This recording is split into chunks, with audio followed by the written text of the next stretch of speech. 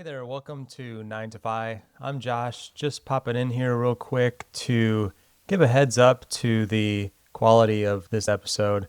Whenever I was editing it, I noticed that the sound from my microphones was pretty awful, and it looks like for some reason my microphone was my laptop. So the audio isn't great. It sounds a little bit tinny. I tried to edit and improve it to the best that I could, but we're still learning here and we're amateurs. So bear with us. Thanks for your understanding, and I'll kick it to the episode. Side hustles offer numerous advantages, both financial and personal. Financially, they boost income, aiding in debt reduction, increasing savings, enhancing overall stability through different revenue streams. Behind the money gains, side hustles can offer personal and professional development by building skills, exploring passions, and creating networking opportunities. They also provide a safe environment to explore potential career shifts or serve as a creative outlet apart from conventional employment.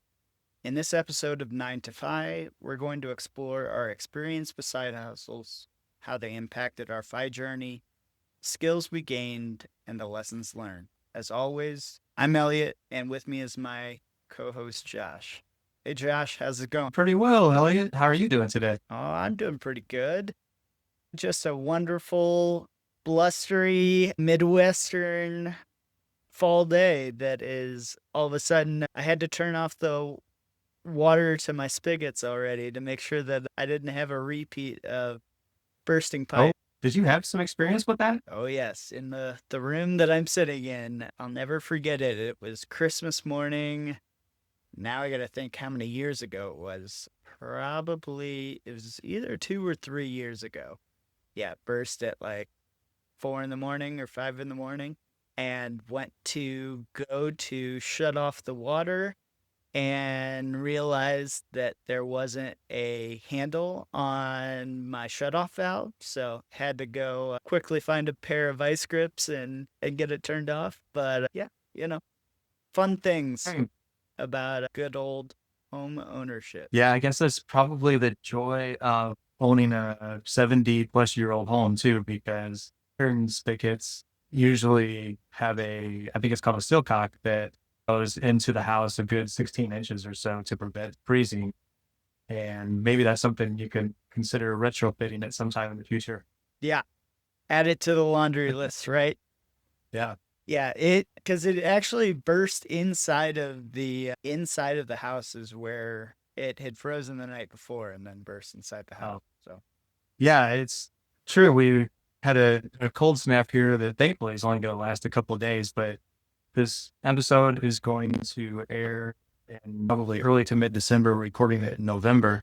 And as I was finishing up some last minute touches on some of the more recent episodes, it was like 80 degrees and things have just turned around in quite a hurry. Well, to kick things off with our topic here on side hustles, I pulled up some interesting statistics. On the US side of things, the percentage of adults who currently participate in some kind of a side hustle, this is according to the Bankrate survey, is somewhere between 27 and 36% have some kind of a side hustle for all adults. And this represents a slight decrease from 36% in 2024 and 39% in 2023.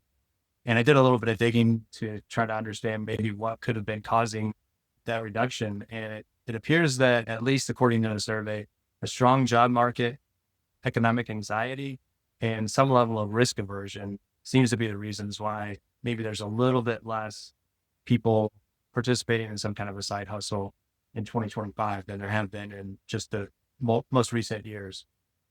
What do you think of that statistic? I would say, yeah, I mean, it's pretty interesting to hear that that number's going down, I would say, first of all.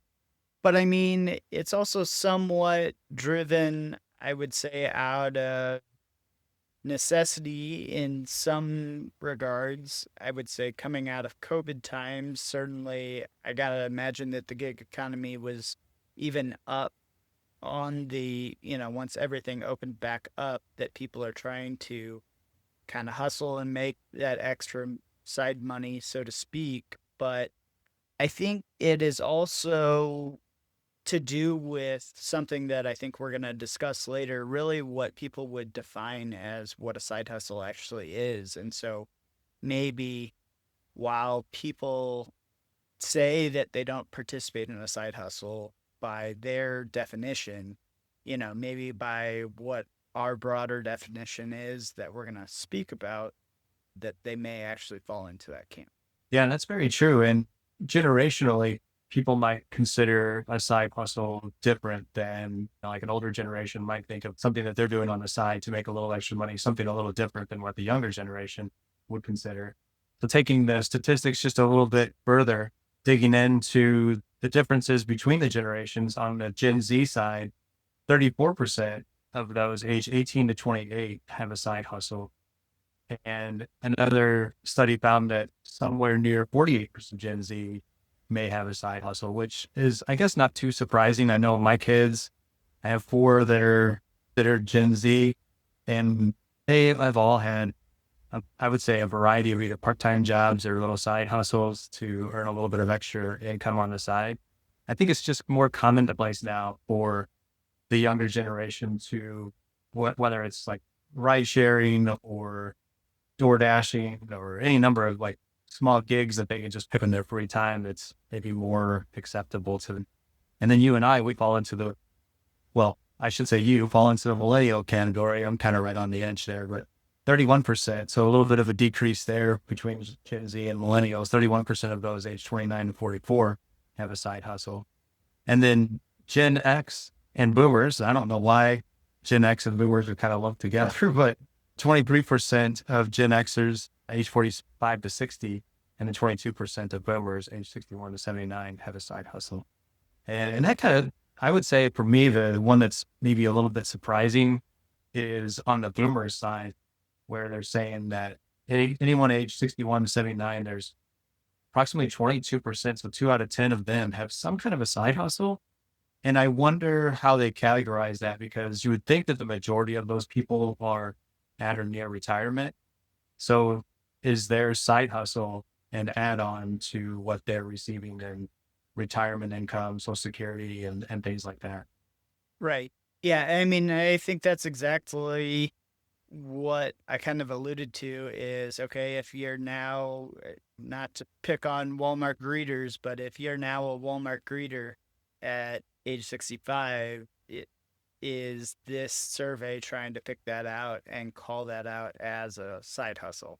Is the definition of a side hustle something that means, hey, I have an ordinary income and now I have a secondary income or tertiary, etc.? So, yeah, I mean, I think definitions matter to try and actually quantify these things. I agree. And I know you're pretty scared of being looped in with those boomers, Josh. So I'll keep you squarely in the Gen X slash millennial bucket. We can form our own new little pocket. That's right. And I mean, you and we're kind of like, you're on the upper end of the millennials, and then I'm on the lower end of Gen X. So we're kind of straddle the line, even though we're 10 years apart in age. We're probably very similar in that we're going off on a tangent here. I'm going to go off on a tangent here. And then we're probably some of the last folks that having the analog age, and then we have experience with the digital age. On the other ends of the spectrum with the Gen Z, they're all digital, but we're had the majority of their lives in the analog age. Yeah, absolutely. Everybody knows be do, be do, be do, do.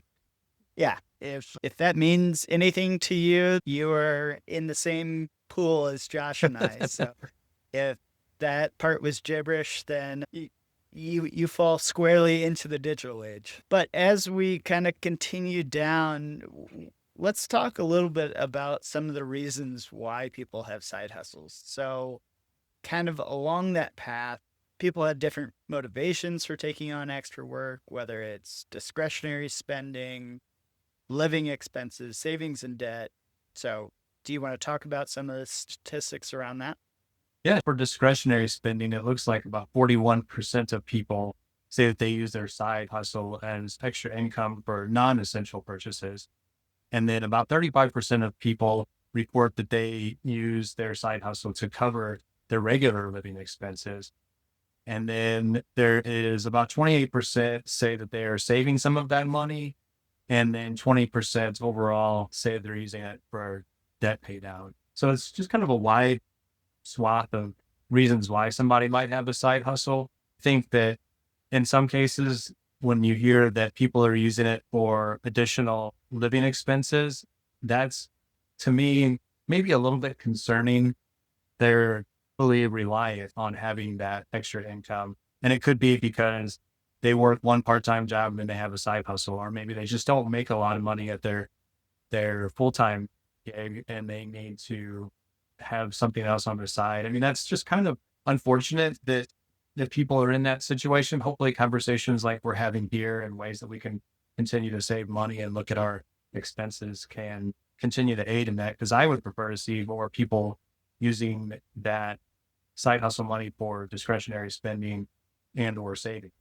I think the term side hustle, right, has been a little bit of a rebrand on just the what was always historically just known as having multiple jobs. And I would say that that had kind of a negative connotation to it was, well, your main job doesn't provide you enough income to give you what you need. And so you have to take on additional work, additional jobs in order to meet those needs. And if anything, the side hustle, I think, has put a much more positive spin on that angle of, well, I'm just doing this to meet whatever need that I have. Like you said, we would love many more people to be doing this for discretionary spending or savings, etc., getting further down the five path than obviously just meeting their daily expenses. Just the same way that we would say at the beginning of your FI journey, really the most impactful thing that you can do more than anything else is reducing line items in your budget, because not only is that saving money on an after tax basis, then you're reducing those future expenses as well. So Speaking of reducing those line items in your budget, I'll give a quick update on I'm calling it my Q4 2025 monthly savings project. And how's that for it? That was a nice segue, huh, Elliot? that it was. So I've been working on this, I would say, for the last month and a half, where I've just been kind of going through all of our items that we mostly have on some kind of a recurring subscription and just trying to cut and slash anything that we're not currently using. So when we talked last, I was up to approximately $200 a month that I found that I could cut out of our budget. And I gave some of examples on where I've been able to cut, and it was not any kind of significant change to our lives whatsoever. We're not missing these items in any way. But one that I stumbled across yesterday that I didn't even know we had, and I think this happens to a lot of people, is I was looking at my Amazon account. I was scrolling through, the credit card statement had subcategorized the pretty of Amazon as shopping, but then there was some small line items that were listed as, I think they were listed as a subscription. So whenever I looked at it, I thought, okay, this must be my Amazon Prime membership that is being withdrawn. So I looked at the number. It just didn't seem like it added up to what I thought it should. And I dug in a little bit further and found that we had an Apple TV subscription on there. And I'm thinking, when in the world have we watched Apple TV? I don't remember watching anything on there. And then I remembered back, kind of looked back, and we've been paying on this for months, and it's like $13 a month.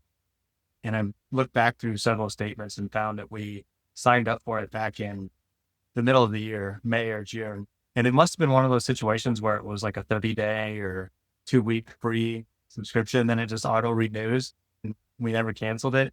So we've been paid on a streaming service that we haven't watched. So I'm going to cancel that. That's $13 a month. But then along with that, the other thing that I found that I wasn't even aware of that was an upcharge was the commercial free extra $3 a month that you pay for Prime so that you don't have the commercials when you're watching their programming. And we may have talked last time, I can't remember for sure if I brought it up or not, but for Prime, I mean, I don't even think that we watch hardly anything. There have been a couple of shows that we've watched over the years, but I looked back through our watch history, which I didn't realize you could actually do in your Amazon account. We haven't watched anything since May of this year. It's just like there's an extra dollars a month right there that we're just literally giving to Amazon without using their service whatsoever that I'm putting it into right now. Yeah. Well, that's pretty good. Yeah, I mean, those streaming services and certainly those free trials with auto enrollment following can be pretty insidious. Is I know that my first generation Kindle Paperwhite finally died on me, so I replaced it not that long ago, and it came with 3 months free of Audible, but it also said, this will auto enroll at the end of these 3 months, and you know ultimately I I just said it's not worth it. I'm gonna forget. And some of them, allow you to enroll and immediately cancel right away, and it still gives you that free promo period.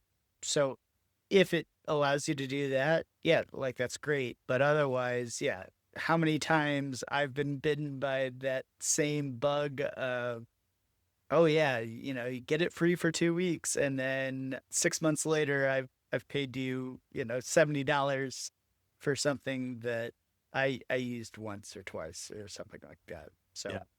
I forget if you and I were talking on the podcast or just outside of it, but how crazy it is to think about where we are in this kind of digital age of watching media, via streaming services and music and everything else, and how back when we grew up, it was you had physical media that you like, yeah, you may have had to pay a little bit more up front, but you paid it once and you had it forever. And when Redbox first came out and Netflix first came out, it was one thing when it was like $8 a month and there were no commercials and everything else. But I'll use the example of something that I was going to cancel. So I was going to cancel Peacock. I get Peacock because I like watching my English Premier League, I should say football. My European buddies will give me slack at work if they listen to this. But so I think I got a whole year for $40 last year, which I'm totally fine with paying for, to catch those games. However, the I got a note in my email that it was going to re-up in cost, and I think every cost was going to go up by $20. So they also have a commercial, like a version with ads and a version without, and each of them were increasing by an additional $20. And so it was like one was going to be 110 and one was going to be 140 or something like that. And I'm like, all right, I'm going to immediately cancel these. I'm not spending $110 for, a couple of games or whatever. And I turned around to go cancel, and lo and behold, I hit the department that's trying to keep me around and got that sweet $40 offer for another year. So I guess they got me on the hook for a whole nother year. But if I hadn't taken action of that email, yeah, I would have gotten slapped with, okay, here's $130 to because I didn't pay attention to an email that came through. Yeah, that's a good example. And I think that to kind of tie this back into side hustles, so to speak, just reviewing your expenses should be everyone's first side hustle, in my opinion. Just kind of going through, because in my case, just to kind of bring it back to my project that I'm working on for the quarter, I'm up to approximately $220 per month that I've found that I've cut out of our just recurring expenses. Now, this we probably make enough for it by maybe going out and doing some discretionary spending that we weren't doing, but it gives us the opportunity to do that. We could either save that money, we could spend it another way, but we're at least getting rid of some of the things that we don't use, or in some cases we do use them, but there's a cheaper alternative, or we can negotiate, like in your case, you sort of negotiated to stay at that lower rate. And, you know, if I'm saving or offsetting $200 a month, that's actually not insignificant when you're looking at it from an annual perspective of $2,500. And then, you could say that is kind of a lucrative side hustle, especially if you're only spending a couple of hours a month doing that. Absolutely. And just to take that a layer further, right, is that $2,500 using the good old 4% rule, that's shaving $62,500 off your Wow. FIDE number. Now that's just using the 4% rule and multiplying that annual expense of 2,500 by 25. So I know that Brad from Choose FI always likes to talk about the example of $100 from your budget and how that really impacts your numbers. And that's all to say, not only is that 62,500 off your fine number, well, that 2,500 that you saved annually, well, if you then turn around and save that money in addition, I mean, it's got even more impact across your FI timeline and your FI number. Yeah. All right, Elliot. Well, maybe a call to action before we start our discussion on side hustles. If you're enjoying the show, please consider giving us a thumbs up on YouTube or a 5-star review on Spotify, Apple, or a podcast player of choice.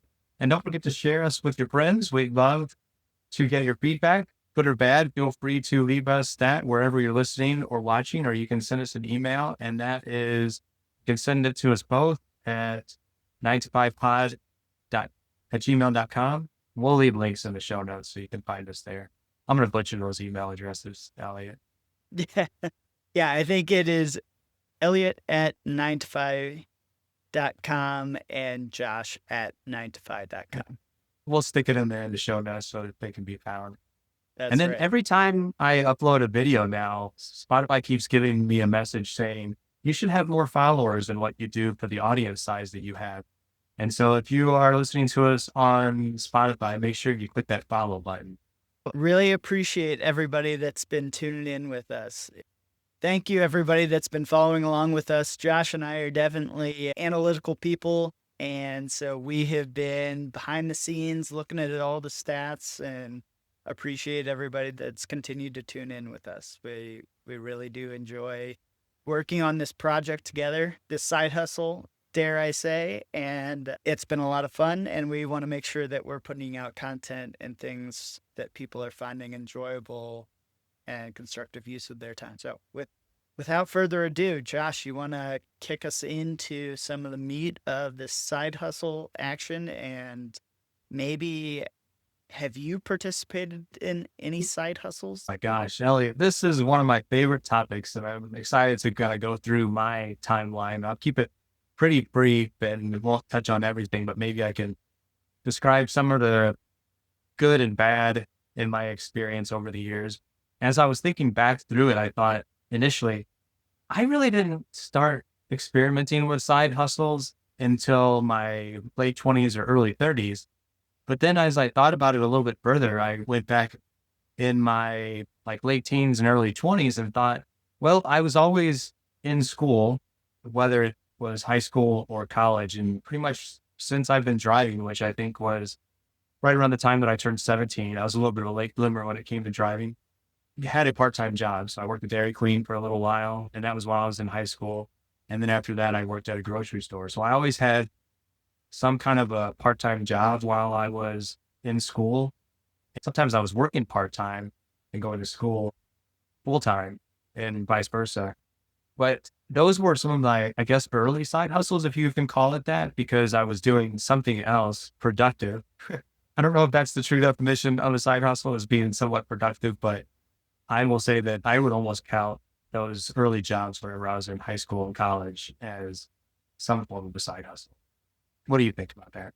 Yeah, no, I mean, I think that's certainly true. Is as you and I have prepped for this episode and talked through it more, I think that is a good way of defining what a side hustle is so much of this could have just been viewed as, oh, well, that's a part-time job, whatever. But what's the difference between a part-time job and a side hustle? Yeah. Or, what's the difference between a high school job and a part-time job versus, it's all one and the same. Is ultimately you're making income. And if, uh, I don't know if the definition is one's my career versus one's something else that makes me income. I don't know. I mean, define it how you really want to define it. But ultimately, I think you and I both felt is if you're making any kind of money for it, that isn't really what we both called our career, then we viewed it as a side hustle. Yeah, I did early on have some kind of, I guess, short-sighted aversion to people who had a full-time job and a part-time job. So this was well before the idea of a side hustle, or the word side hustle was more common in our culture. And I worked at a grocery store back in our late 90s. It was a large grocery store with a lot of different departments. And I was in my late teens, early 20s, but there was a bunch of guys and gals that worked there that had full-time careers, and then they worked at the grocery store part-time. And I thought that was kind of strange. And I remember talking to one guy one time who worked in the produce department. I knew he was an engineer. He had a very good job with a large construction company in St. Louis. And I mean, he even went as far as to like tell me how much that he made.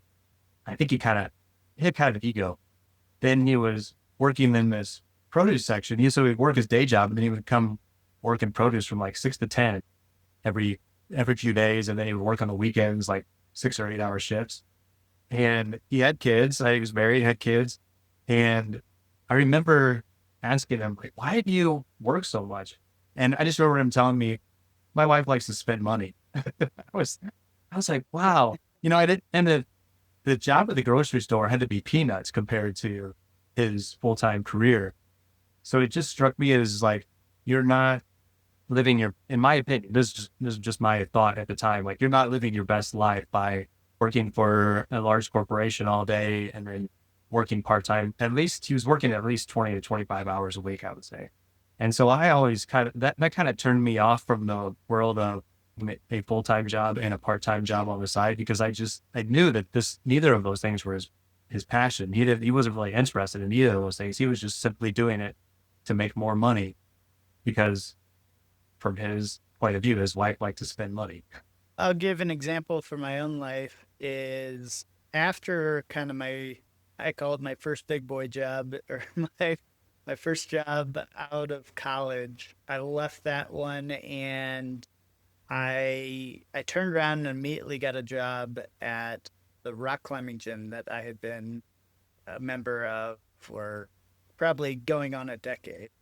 And I got a job there, and I actually immediately went and got a job as a valet as well. And so I was doing that work, and I also, this was before then I ultimately went back into engineering, but yeah, kind of in that stopgap of doing, yeah, hey, maybe a more passion job of working at a rock climbing gym versus valeting was a way to make some extra money and make sure that I could pay the bills, so to speak.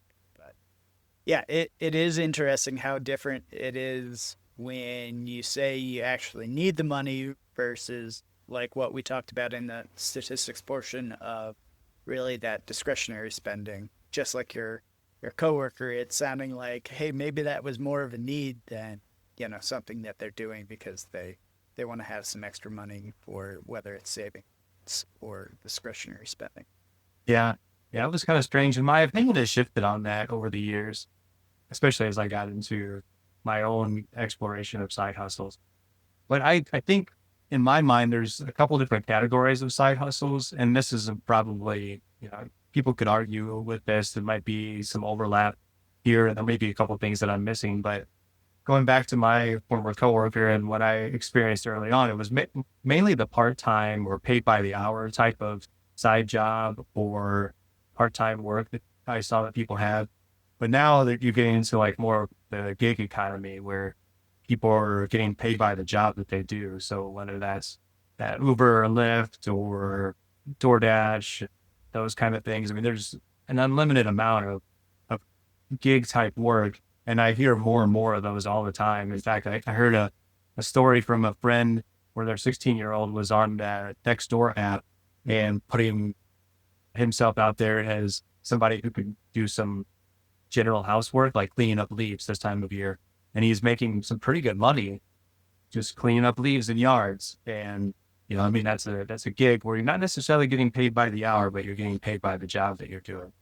And then the next category would be freelance. So somebody that's getting paid for the product that they produce, but you're not necessarily working for a company. And if I have a couple of examples in my own journey, such as like woodworking, where I was making furniture and I would consider more of a freelancer because I was charging my own rate. I was charging for the end product that I was producing, but it wasn't necessarily based on the amount of time that it took me to produce that item. And then on the end of the spectrum, at least in my mind, is the entrepreneur or investor side hustle. So this is kind of an eventually passive-ish income, like we've talked about with my real estate properties, the rental properties, where there's a lot of upfront work that I'm not necessarily seeing an hourly rate for. And if I were to calculate an hourly rate, it would be like negative.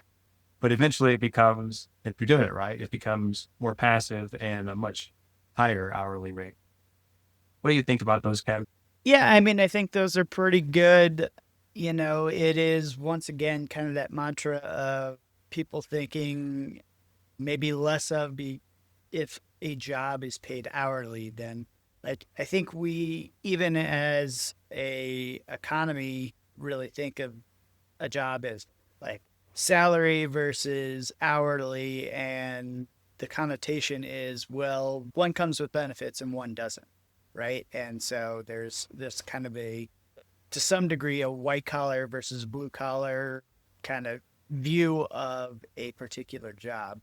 Whereas there are plenty of high paying jobs that are hourly paid jobs, freelance, just like you're saying, being paid for the actual delivery of a body of work. So you could go as minute as, are you familiar with the website Fiverr? Yes. Yeah. So, I mean, there's jobs that are posted out there for could be very small sums of money, but then let's say you were doing website development, that could be, multiple thousands of dollars to produce that body of work. And then, like you said, the entrepreneur and investor. I will take some issue with the passive ish. Yeah, there's a lot of upfront work before you ever hit that passive ish. And I have a lot of experience with that. One of my first memories of seeing a example of a side hustle that it seemed like it was more of like a lifestyle job as opposed to kind of clocking in or being away from home at a like brick and mortar type store or whatever it might be, was probably close to 20 years ago now, where I saw my wife Lori, her mom had what was basically considered an eBay store where she was buying and selling items and basically just flipping merchandise. But she had an entire section of their garage set up where it had like the product, it had their shipping station, she had all of her supplies, and it was just like a little store in her home. And it was really cool to me to be able to see that she could do that kind of whenever she wanted. And she had a full-time job, but then maybe like in the afternoons or mornings on the weekends, she was fulfilling those eBay orders. And as that's when my mindset kind of started to shift where I'm like, oh, okay, you can do other things that aren't in the same category as going in and clocking in somewhere to work for somebody else. I've talked about it in a couple of different episodes that one of my hobbies was playing a collectible card game, Magic the Gathering, growing up. And that actually sent me down the path of being a eBay seller.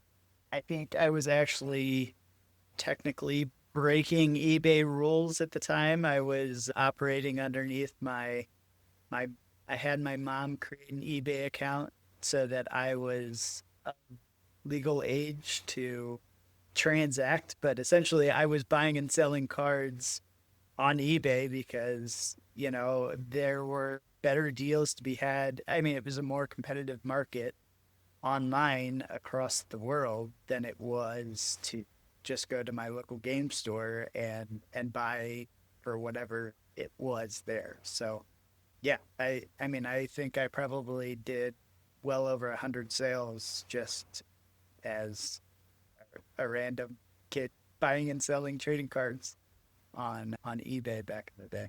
Speaking of that, I kind of go back to one that I didn't even think of and don't have listed here when you talked about cards and kind of buying and selling. I guess early on, I did a little bit of that with baseball cards where I was able to buy in bulk, find the big, the whatever they were at the time, the Jose Canseco or Mark McGuire cards that were really popular back in the 80s. And we had a lot of, back in the heyday of baseball cards, you could go and sell those cards and make a pretty good profit. But, back then I was just turning that right back around and buying more baseball cards with it. And eventually that whole market just tanked as we got into probably the early 2000s when baseball cards were just overly saturated. And I ended up eventually having this massive collection of thousands of cards that I basically donated the majority of them to Goodwill.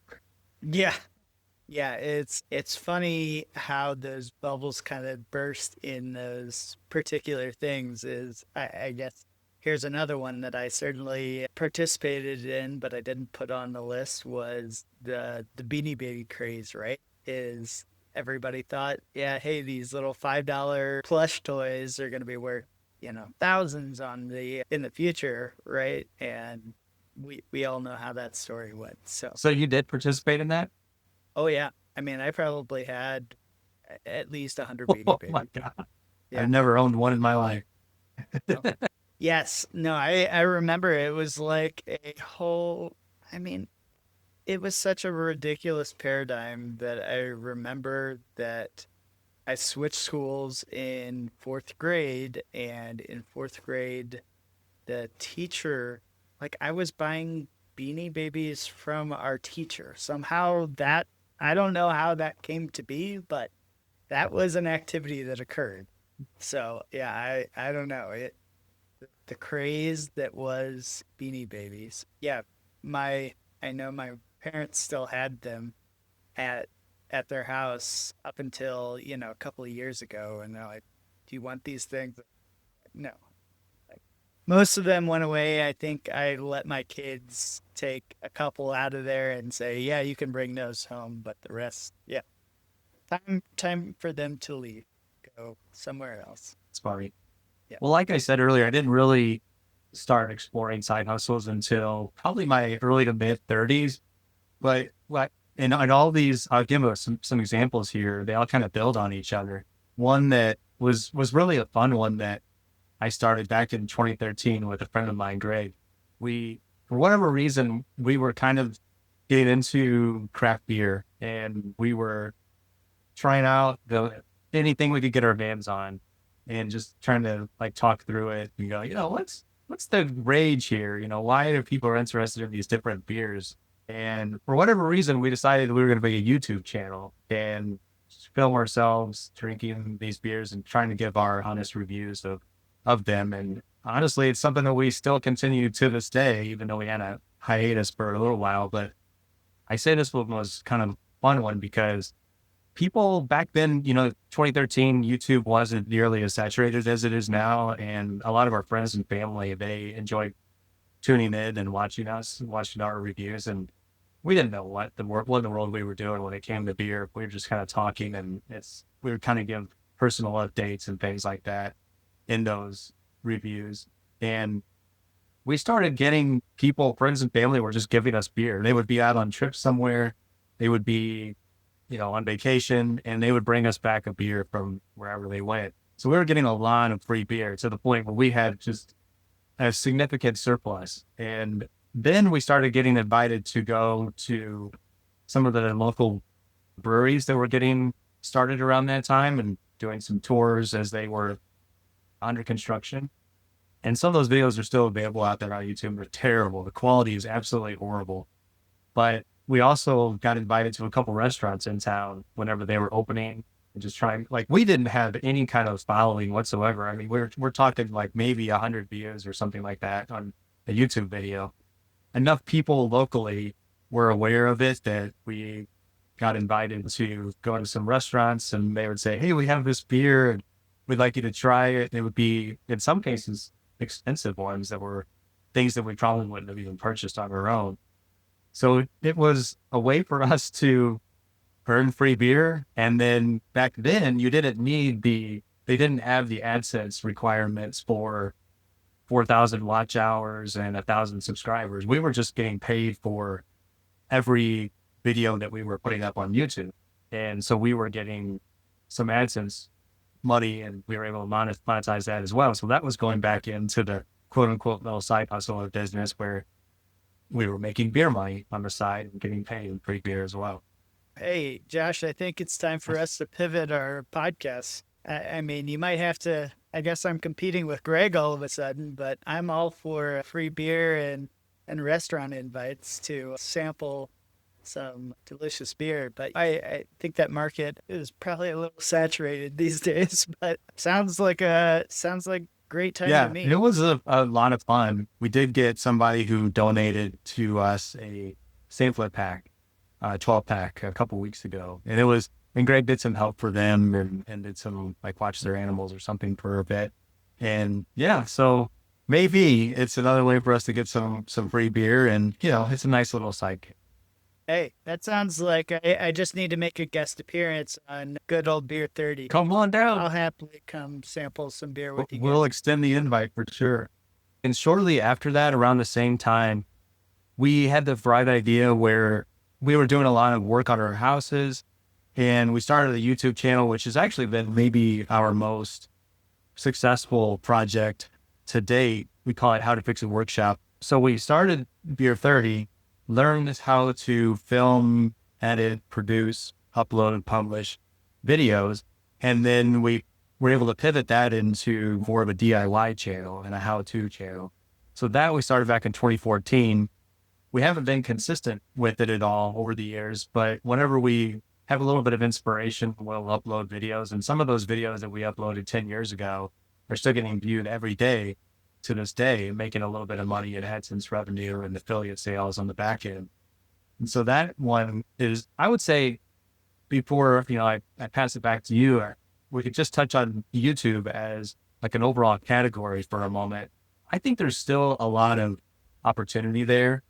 YouTube is definitely overly saturated, and you can go out there for any specific niche topic and you will see dozens of creators talking about that. But the thing that's interesting about YouTube as a platform is that you can really lean into like somebody's voice. There's somebody out there that is going to speak directly to you, that you're going to like the way they say something. And really, it's kind of why I still think there's a chance for podcasts like the one that we have here. And people are going to gravitate towards that person's story or their lifestyle or their skill set or the way that they're doing something. So even though there's like probably millions of YouTube channels out there now, I feel like there's still some opportunity, and you're not going to make money right off the bat. So this kind of falls into the category of the entrepreneur / investor category, where it's kind of like a little business that you're creating that eventually over time, if you're successful and continuing to learn and iterate, you can make some money off of it. Sure. Not like we're making hand over fist over here. No, but in time. In time, indeed. So maybe to talk to some of my quote unquote side hustles, like I said, we took the definition of some of the part-time jobs, high school jobs, etc., that we did over time. And so I just wanted to list out some of those and the experience that I had. I even started to list my first real job was a laptop repair worker, but it wasn't, as I have sat here and thought about this more, was mowing lawns was probably my very first job. Obviously, doing it for my own household, but then my dad had a buddy that I I would mow lawns at one of his rental properties. I did babysitting for various houses in my neighborhood. So I made some side money there. But ultimately, when I would say that first W-2 job that I got, that I would still consider like a side hustle, was as a laptop repair worker. So my high school was one of the first schools, I think it was actually the first school in St. Louis to go to the entire high school had laptops that we rented or leased.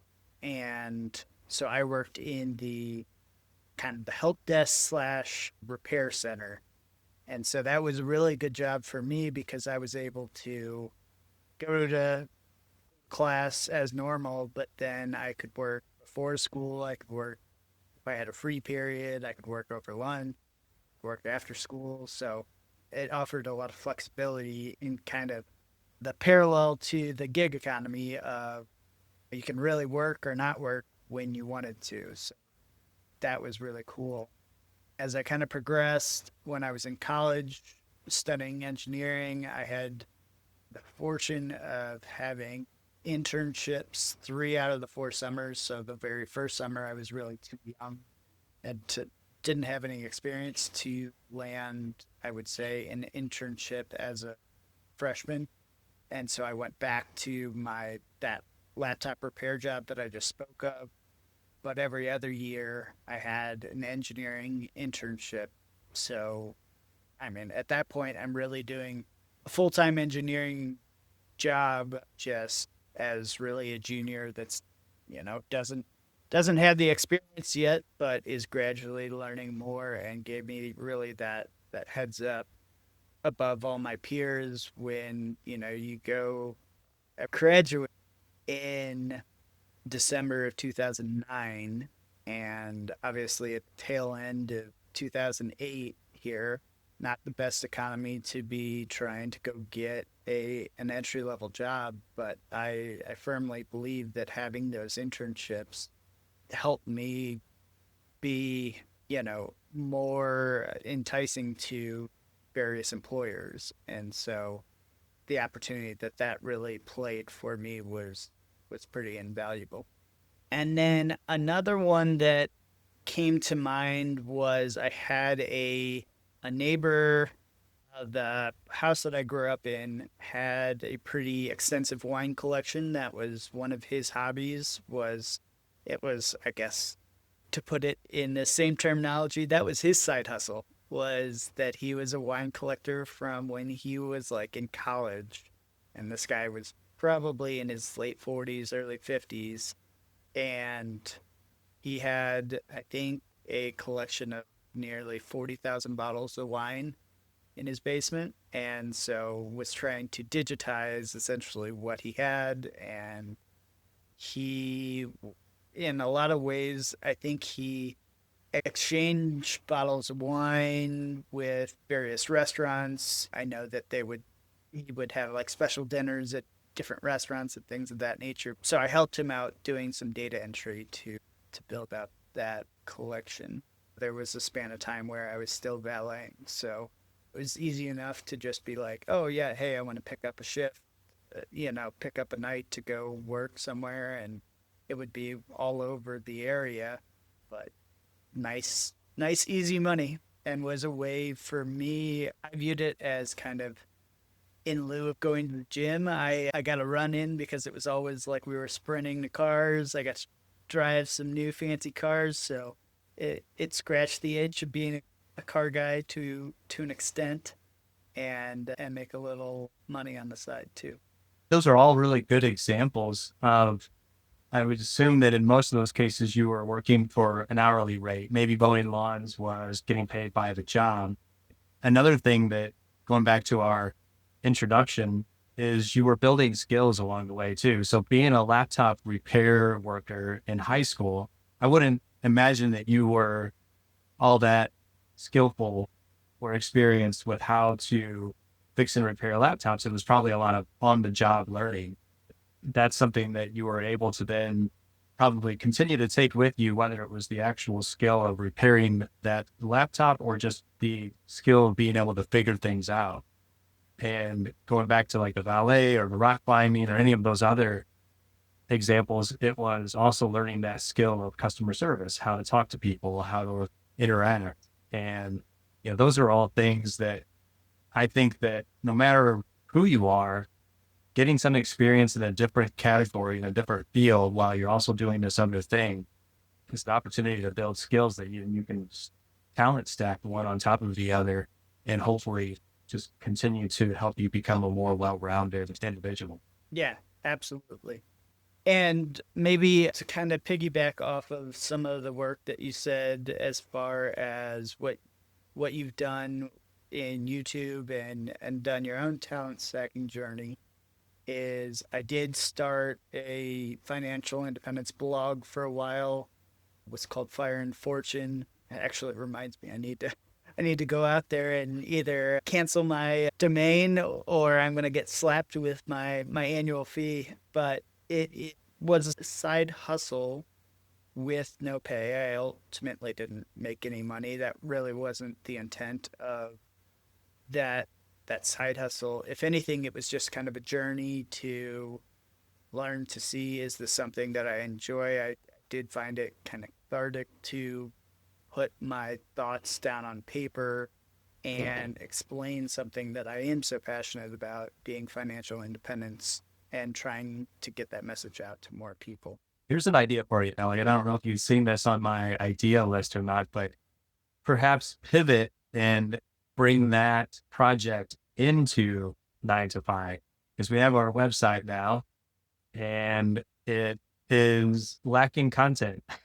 So if you were to cancel that domain and wanting to do away with that, before you do that, could you, or after you do that, could you pull that work into a 9 to 5 website? Yeah, I have seen your note, and yeah, probably a good idea. I certainly it would probably get more traffic than it's ever gotten before. So, yeah, not a bad idea at all. So here's another one that I know that both you and Lori and Don and myself participate in as well, is credit card reward hacking. I would view this certainly as a side hustle, and this is certainly I would say, a paying side hustle in that it gives you maybe not money directly, although it certainly can. It gives you credit card points, which are certainly redeemed at generally higher value than even just cash.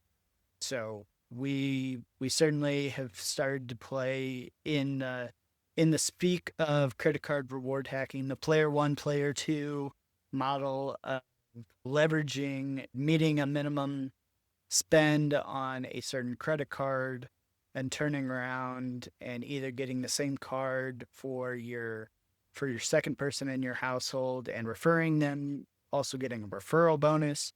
I would say that we were a little behind the times in learning all the intricacies, but it's the same sort of thing is that you spoke about earlier, is you're building the skills, you're training the muscle of learning how to do a certain thing and ultimately getting better at it over time. Yeah, it's been pretty successful for us and pretty lucrative to be able to basically not pay for any flights in the last, I would say, 8 years, and getting a lot of our hotels for free, some of our rental cars. And the more little side hustles and side businesses that you have, the more credit cards that you can open for those businesses, and just continue to stack those points one on top of each other. Of course, maybe we'll leave a link below if I can figure that out, and to our favorite credit cards. Maybe we can get some additional referral bonuses if anybody'd like to sign up. Yeah. So maybe a few others that I would certainly be remiss in not mentioning would be some of Don's history of side hustles. I'll limit this to just when Dawn and I have been together. Is first, I would say, her experience of as an entrepreneur, as starting her own private practice as a social worker. So when Dawn came back from having our daughter, she broke off from her traditional W 2 job. She opened her own private practice. Really, once again, talent stacking is the name of the game in this episode is learning how to run a small business as an entrepreneur, a solopreneur. And she got to leverage things like a solo 401k. That was the first time that she had ever done that before. And then ultimately changed and pivoted careers, and now moving into her current job, Suncrest Blooms. She is now a florist. She started as a growing all of the flowers in our backyard, so she was doing gardening, but then started sourcing things, sunflowers locally as well, and then ultimately pivoting her business model to really being focused more on wedding florists more than anything else. And so, yeah, there was actually some exciting news within, I would say, the last week. She actually hit #1 on Google for the St. Louis wedding florist Awesome. industry. So she has experienced a lot of, I would say, immediate success. And I mean, of course, it's a journey, but yeah. Very cool. All right, Josh. So I know we've talked about side hustles for quite a while here, and we're all already eclipsing our hour mark. I'm sure our listeners' ears might be bleeding at this point listening to you and I for that long. But why don't we put a pin in this one and maybe earmark it for part 2, where I know you have some more items that you certainly want to dive into about your history as well, and I want to poke and prod you on side hustles and give you your due time. Yeah, that How's that sounds like a sound? great idea to me. I hope this information is helpful and I look forward to continuing to talk about it. I really enjoy talking about this kind of stuff. And as I'm sitting here as a quote unquote retired person after a 25-year career, I'm still very much active in a variety of side hustles, some of which make money, a little bit of money, most of which don't. But I always have new ideas. In fact, I heard a podcast yesterday that gave me another idea for something that I could possibly explore. So I would love to continue the conversation and hopefully give some inspiration back to our listeners. That sounds great. Well, I'll leave the audience with just a final ask. If you enjoyed this podcast, we would love if you would like, subscribe, follow, whether that's on YouTube or the podcast player of your choice. But thanks for tuning in with us today, and we'll talk to you soon. Thanks, Elliot. Thanks, Josh.